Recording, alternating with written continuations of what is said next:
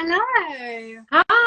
Hi, you alright? Yeah, I'm doing really well. How are you? I'm very good, thank you. I can't believe how hot it is.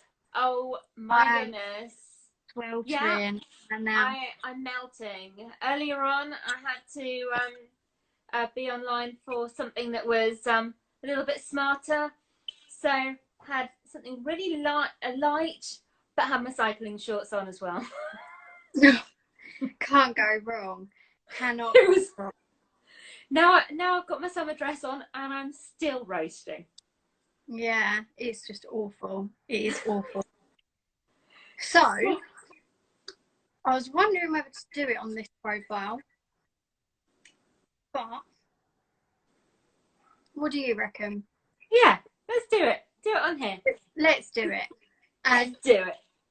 we haven't got any viewers at the minute, but people will watch this back. So, Yeah. and that is all that matters. So, and I will also crop it so that it can be put straight onto YouTube. Are you okay with that? Yeah, Yeah. you know me. Good. Actually, 1 minute. So, oh, Keely's just joined, bless her. Hi, Keely. Oh, bless her. So, anonymous interviews give other survivors the opportunity to either speak to me one-on-one and have it turned into a written blog, as I've done previously with Letty, or we can do it via Instagram for those that do feel comfortable being on a live camera. So I am here with Laura Williams, and she is going to tell us about her experience and what happened to her and what advice that she can give to somebody that doesn't know what sepsis is, doesn't know what to look for, and especially within the medical industry. So Laura, do you want to introduce who you are and, you know, briefly what happened to you? Cool. So, hi guys. My name's Laura. I'm a podiatrist here in the UK. And so we deal with infections all the time. And so my story actually starts the 3rd of February last year when I went to a nursing home and I was treating a whole load of patients. And it started with one particular woman who, at the beginning of my day, when she saw me, because I've been going to that home for a long time, saw me and went, "Oh my God, Laura, lovely to see you," and gave me a massive hug. And that's a really big part of it because it meant that later on in the day when I saw her being admitted into hospital, as in going out on a stretcher, I was like, "What's going on with patient?" And she'd had sickness and diarrhea and it was uncontrollable. And I was like, "Awesome." I hugged her earlier, so that's going to be great. And so 2 days later, when I woke up with sickness and diarrhea and toothache in my right side, I was thinking, great, I've got toothache and I've caught this bug off my patient. Oh my God, just like that, so very quickly. Yeah, but of course, sickness and diarrhea, it's 48 hours. So because it was 48 hours, I was like, awesome. But then, so this was on the Tuesday that I woke up with the sickness and diarrhea and all of that. And then 2 days later, well, I'd been in bed for 2 days because I really wasn't well. And then the Thursday, I woke up and I had no neck. Yeah, because I had a particular type of sepsis called Ludwigs Angina, which is an abscess below the jaw. So it makes everything around here swell. Right. And so with that, it meant that on the Thursday, I was finding it difficult to breathe. Right. And because I wasn't with it, I was like, right, okay, I'm going to go to the doctors, not A&E. Go to A&E, that's my big piece of advice, or the ER, depending. And so I went to the doctors. My doctor was like, "I'm not a mouth specialist. Something is wrong, but I'm not a mouth specialist. You need to get an emergency appointment with the dentist." So I had an emergency appointment with the dentist. An hour later, she saw me for literally 2 minutes and she went, "You need IV antibiotics now." So all I was thinking was, oh crap, not good. And because I'm a healthcare professional and I'm actually one of these people who gives antibiotics, it's like, oh, not good at all. No. So we got to the hospital. There were 44 people in A&E. I was seen within 2 minutes, which just shows how unwell I was. They must have been very concerned to sort of push you straight to the front. Yeah. Within 1 more minute, I had the MaxFax team in with triage. Within 10 minutes, I'd had an X-ray and had a cannula in. They'd taken my bloods, and because by this point my energy had just gone so down because I'd got so little oxygen in my body going round, they actually had to wheel me to Majors to actually get onto the bed. Because that's when things were really going downhill. So I was on IV antibiotics, steroids, fluids, all of that jazz, for 5.5 hours. Had a CT scan because I have a bone anchored hearing aid, and if I had an MRI, that would have pulled that out, and that would have been a whole load of other problems. Yeah, of course. But then when it came to my surgery, they had to have 2 anaesthetists because my throat was already too swollen to actually intubate down my throat. So they actually had to do it down my nose while I was still awake. Oh my goodness.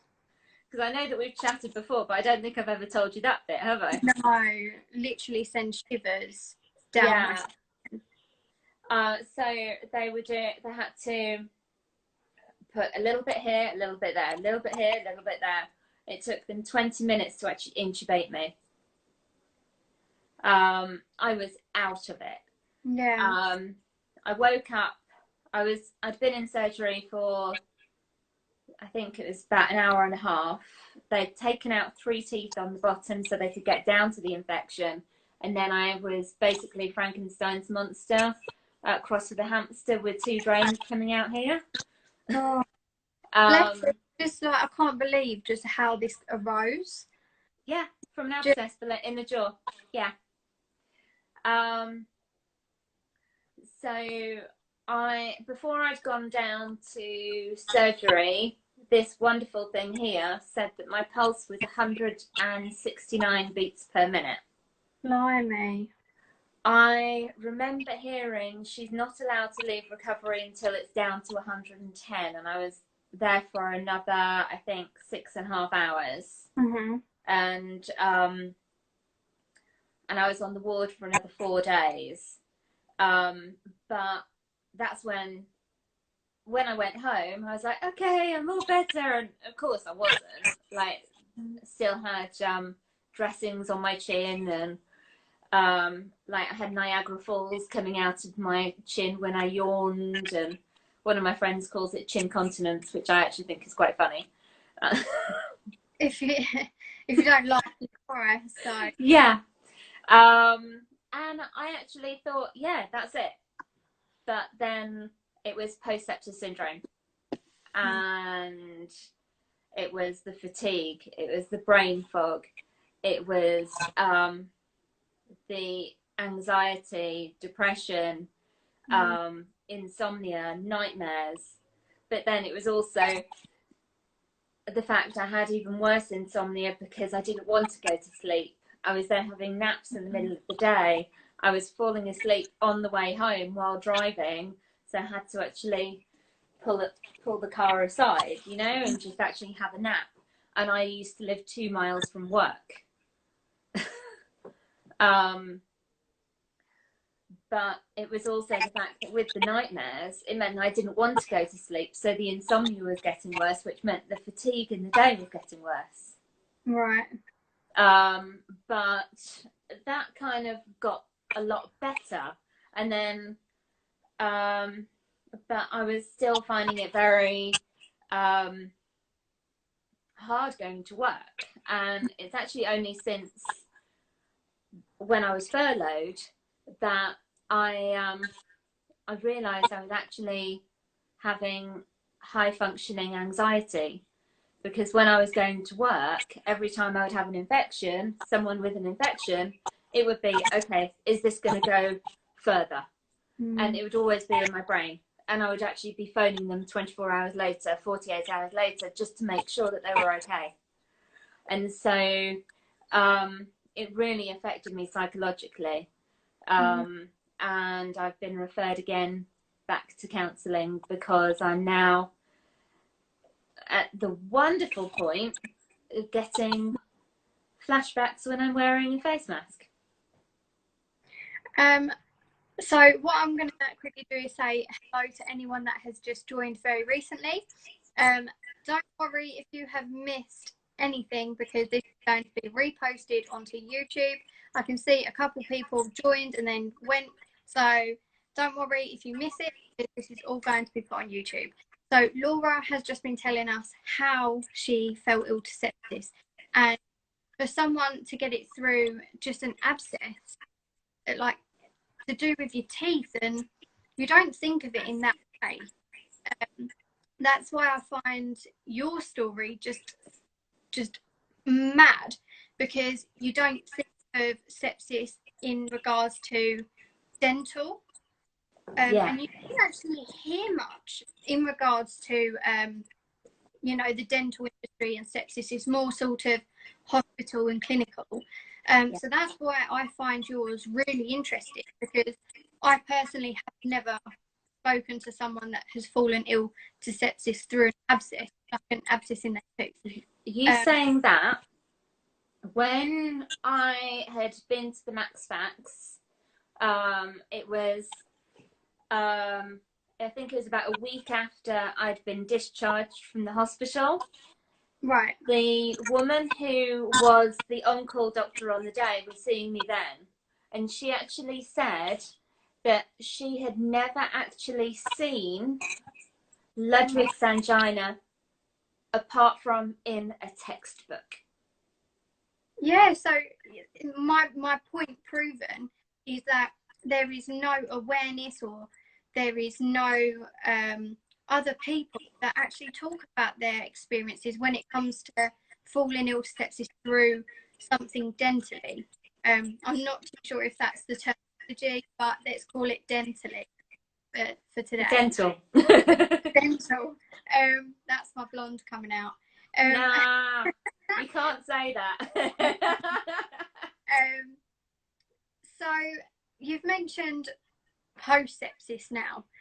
So in regards to nightmares, I've told you before that I had horrific nightmares. I couldn't sleep at all, and it was the same nightmares over and over again. They were just so reoccurring, and mine were to do with my teeth falling out. What sort of nightmares was it that you experienced? For me, it was one that I don't even know if it's real. And it was when it was hearing the anaesthetist after recovery saying, it's a good job her mum and dad brought her in, because if they'd waited for the ambulance, she wouldn't be here. And that would have been red lighted. As in, you need to get there now. So basically 8 minutes. Yeah. And then 8 minutes back. Well, this is the thing, you never know. No, you don't. So they actually said that if I'd waited for the ambulance, I wouldn't be here. And it's so scary, isn't it? It's so scary. You know, I had something very similar in regards to being sent home, and my mum having to ring the ambulance, and then the paramedic saying to my parents, "You hadn't have called us, your daughter wouldn't have woke up in the morning." And it can affect someone. I know personally that just that tiny bit of information can affect you mentally, because that's how close you was to, you know, not being around your family anymore, not being you anymore. So, you know, you've had mental effects from post-sepsis syndrome then? Yeah, very much. I get brain fog, so it really helps with writing my notes. Mm-hmm. Um, I get quite anxious. I've been put on medication, and I've also had 4 things in CBT and been referred for another at least 4. Right. And And how do you personally feel now? pardon? How do you personally feel now? Now that I've got rid of certain kind of toxic places that I've been going, I'm feeling much, much better. With the propranolol and sertraline, they're helping with the panic attacks, and I've also been using lavender oil as well, because I just thought, you know what, use everything, put everything to it. And the one big thing is, what is making me better is being able to spread the word and help others. Definitely, and I think it does help a lot of people. I know that you're doing a lot of awareness, and you're planning some bits for World Sepsis Day and World Sepsis Awareness Month. And why do you personally feel like awareness is important? Well, the fact that I'm a healthcare professional and I almost died because I didn't recognise my own signs and symptoms, it means that if we don't, as regular people and as healthcare professionals, know or recognise the signs, we might not be able to help or save a loved one. And I think that's a really true point as well. In regards to being a medical professional, do you think that there is enough awareness within the medical profession? There is in the NHS, but not in private practice. Okay. And what do you think should be changed? It needs to be made into everybody needs to have sepsis awareness training each year, personally, but there's a lot more things that will happen before that does happen, unfortunately. Are they trained in sepsis 6 at all? Not necessarily. It depends on. It depends. The sepsis 6 is for like nursing and all of that. With other allied health care professionals, no. And so this is something that you want to change? Oh God, yeah. Yeah. I'm on the way. So I'm on the way. I have plans. Yeah. So what would you say your not end result, because as I say to everyone I know, I will not stop. I will not stop, because until I'm 90. Yeah, and it's forever changing.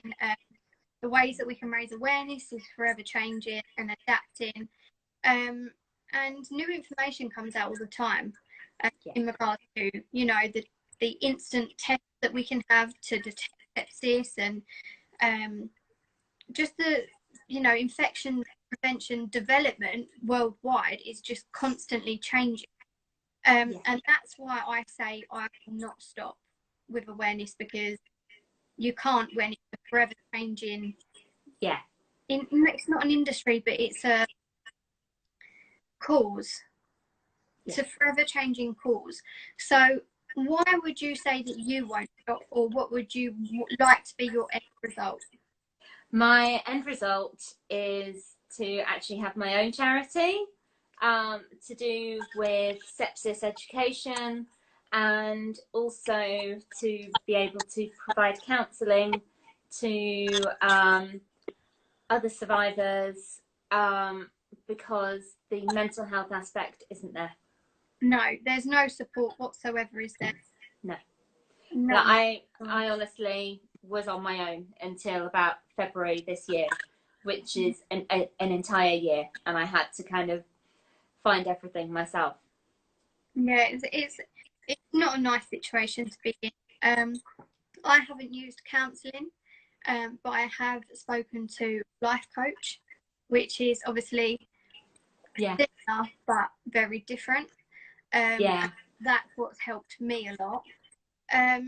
So to round this up, what would your ultimate message be? And then if you can tell the viewers when we have some, what the signs and the symptoms are. Right. My big thing is, if something doesn't seem right, go to the ER or A&E. Mm-hmm. And if you're there and they say no, keep pushing. Just saying, no, this isn't right. And I think that's a really big thing. And what was the other thing? Brain fart. Brain fog.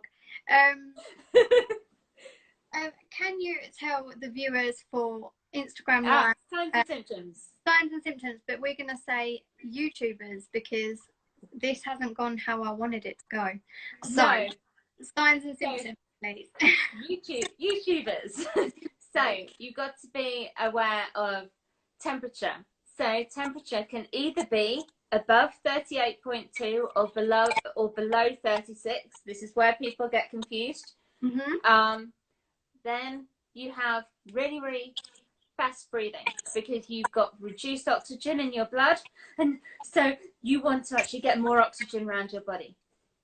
You are going all muffled and kind of jaundiced, and that's because the blood's not getting there.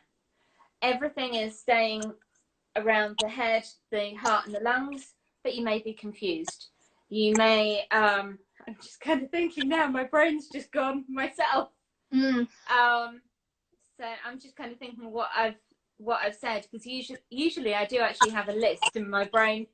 I just actually have put the list away. But if you want, actually, I have a link to my thing with the signs and symptoms of sepsis and post-sepsis syndrome, which I can actually send to you, that you can actually then put on if you want. Yeah, well, we can do whatever. Yeah, I just actually thought, hang on, I've got that already. Yeah, I think many of the people that are watching, I know that Leanne Smith has just joined as well. Hello, Leanne. But many people do know what the signs are, but they just don't pick it up. Put them together. And they don't put it together, and they don't, it's one big picture, isn't it?